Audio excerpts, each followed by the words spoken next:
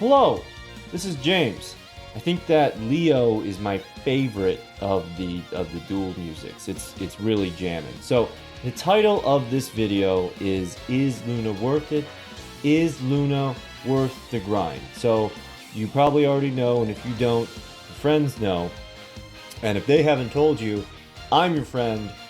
The way you unlock Luna is you get 100 duels with her brother Leo, and I don't think Konami's going to let us cheat.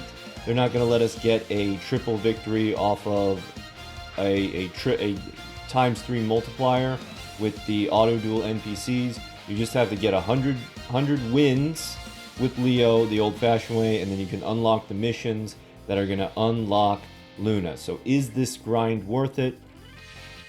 To answer this question, we're going to do a quick review of her level up rewards, her drop rewards from the gate, and then finally her skills. What skills does she bring to the table? What skills pay the bills? So before we continue, special thank you to Black Goku, Swaxby, and Nick Theros for answering the call that I put out at the very end of my last video. I didn't even know that people watched the end of my videos. It's very encouraging. And I asked for some information, some screenshots on Luna so that I could have some proof about what I was talking about. So thank you very much, all of you. Let's begin with her level 3 level up reward, Sunny Pixie, a level 1 light tuner. If this card is sent to the graveyard for a synchro summon of a light synchro monster, gain 1,000 life puntos. That's good. That's super good. I mean, it's not super good, but that's a pretty good tuner. Ancient Elf is terrible.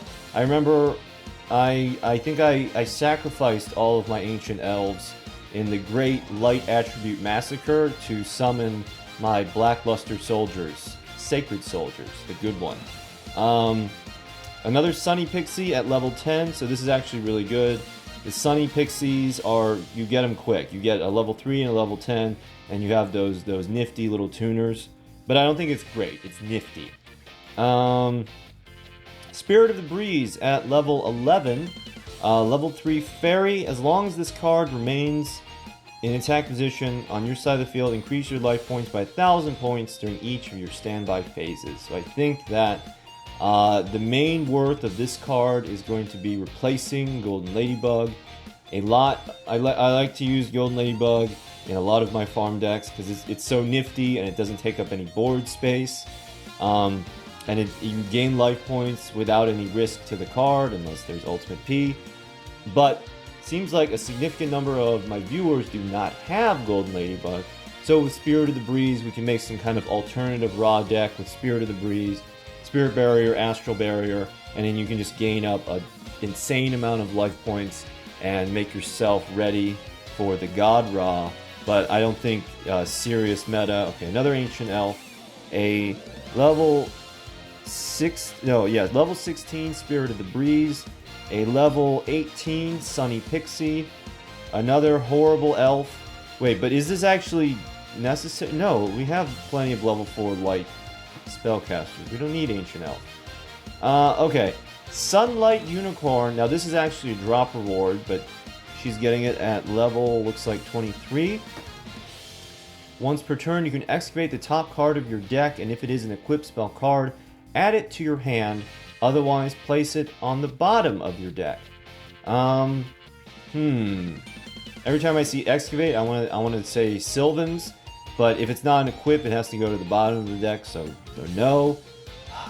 What are the good equip spells? And Sunlight Unicorn. Her ace monster is actually not Ancient Fairy Dragon. Her ace monster is Sunlight Unicorn. This is her special spirit friend that talks to her, and she promises that she's not insane.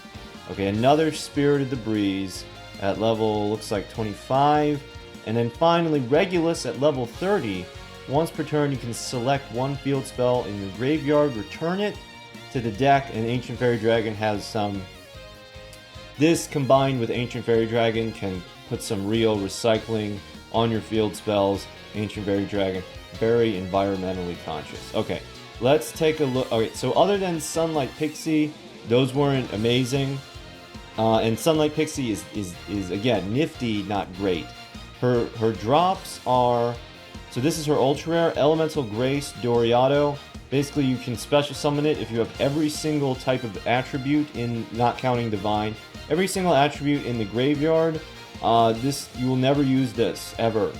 How is this used?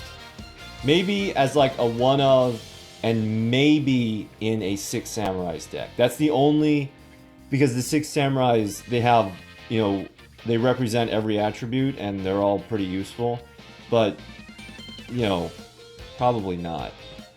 When your opponent would special summon a monster, quick effect, you can banish 3 monsters from your graveyard and negate that summon. See, like, that's the kind of thing that people read and they say, oh, that's amazing, but the way you get it out is terrible, so no.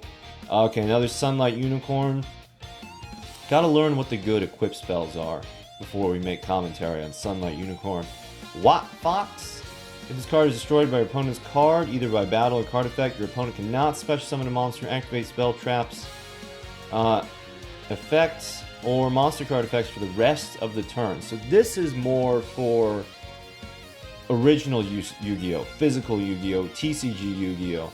Watt Fox is for when the opponent has a main phase 2, and so you set your Watt Fox, they destroy it, and then that prevents them from doing anything during their main phase 2. Or also, you know, summoning Amazoness. Cannot special summon monsters with ambush during their battle phase. But I mean, other than Amazoness, I don't think that this really hurts any decks that we're using right now. Okay, Cupid Volley, a level 1 fairy. Choose a number from 1 to 3. Send that many cards from the top of your deck to the graveyard. Increase this card's level by the number of cards sent to the graveyard this way until the end of the turn.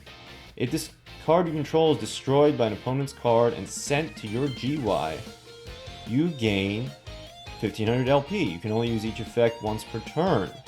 Alright, so actually Cupid Volley is great because she can manipulate her level, and that's really important. She can manipulate her level by herself without any outside interference, and that's really important. So Cupid Volley, I would say this is also nifty. Nifty, not great. It's better to have the appropriate levels for your monsters. Nettles, level 2 plant type tuner. And these are the little guys from the Grass is Greener card. So if you were curious, yes, they are a monster. If this face-up card would be destroyed, you can destroy one face-up plant type monster you control instead. Not an amazing tuner. I think there's better level 2 plant tuners. Aren't there? But you know what? Actually, tuners are in short supply. So I like the nettles. I like the nettles. And then Black Potan and White Potan we're gonna skip over because they're not that good. It's basically you have like a little horned potato and a little cream puff potato, and they can be amusing from you looking at them, but not very useful in battle. Let's also review her skills, and these are her unique skills that she's gonna bring to the table. And are these skills gonna pay the bills? So, Twins Together can be used when your LP is 1,000 or below. Add 1 double ripple from your deck to your hand. This skill can be used once per duel. So 1,000 LP or below immediately screams YouTube deck. You can't really make a consistent strategy around that condition. And what is Double Ripple? Double Ripple is a Magic the Gathering card pretending to be a Yu-Gi-Oh card. Send to the graveyard 1 tuner, 1 or more non-tuners you control, whose combined levels equal 7. Then, special summon from your extra deck 1 Power Tool Dragon and 1 Ancient Fairy Dragon in face-up defense position. Oh, yeah, YouTube deck for sure. And then you play Windstorm, and then they get changed to face-up attack position, and they attack. Yeah. Definitely a YouTube deck. Mark of the Dragon Hand. Okay, so this is the card. She gets 2 Spore Tuners and an Ancient Fairy Dragon. This is the skill that gives you the Ancient Fairy Dragon. So Spore is a level 1 tuner. You can banish a plant and special it out of the graveyard. And so like this is going to be really good combined with, where is it? Cupid Volley. Cupid Volley, you can send Spore to the graveyard. So basically you have a couple Cupid Volleys and the rest of your deck is plants. Send Spore to the graveyard, banish the plant, and it gains the level by the level of that banished plant. So that's really good. Ancient Fairy Dragon, one of the Signer Dragons. 1 tuner plus 1 non-tuner, so just any monster. Level 7. Once per turn, you can special summon 1 level 4 lower monster from your hand. You cannot conduct your battle phase the turn you activate this effect. So that drawback makes me immediately discount special summoning the level 4 monster from the hand. If we get some different level 4s, I would reconsider. But that makes me think of a strategy based around effect damage, and there's no level 4s that jump to mind that do the necessary kind of heavy effect damage. Once per turn, you can destroy as many field spells on the field as possible, and if you do, gain 1000 LP. Then you can add 1 field spell from your deck to your hand. I don't think that this is really necessary. I mean, this isn't a relevant effect right now because we don't have so many crazy field spells. There is the water deck, but the water deck can protect the Umi. So I don't think that Ancient Fairy Dragon is going to be countering water anytime soon. We also have Field Restock. It's basically Endless Trap Hell for field spells. Field Exchange is like a strictly worse version of Switcheroo. It only works for field spells, and you can only use it once per duel. And then Spell Recycle Fields can be used when you control Ancient Fairy Dragon. Place 1 field spell in your graveyard to the bottom of your deck. This skill can be used once per turn. I think this is if... I'm actually not sure what this is, because the Ancient Fairy Dragon, it doesn't have to have the field spell in the deck. The addendum to the skill is optional. So really, the question of whether or not you want to grind out a Luna immediately is a question of, do you want Ancient Fairy Dragon? And I think that it's okay to wait. I think that's what the information is telling me.